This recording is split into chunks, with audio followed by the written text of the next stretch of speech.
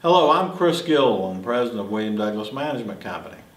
Today in our preventive maintenance series, we're going to discuss irrigation system maintenance.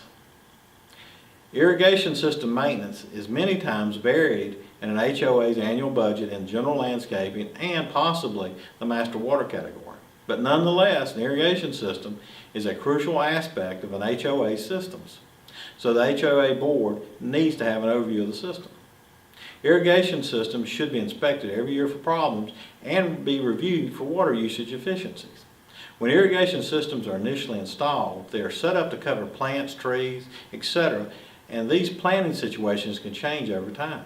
This is especially the case with large shrubs or trees which may no longer need an irrigation system or need as much water as they mature in size and age. For example, trees may have grown over time and are now shading areas that were once exposed to direct sunlight. This growth development may eliminate the need for an irrigation system or may allow for a reduction in water usage. The irrigation system should be winterized by the landscaping company in the fall at the end of the season. Irrigation systems may not seem like a large expenditure, but a typical system can use thousands of gallons of water in one season.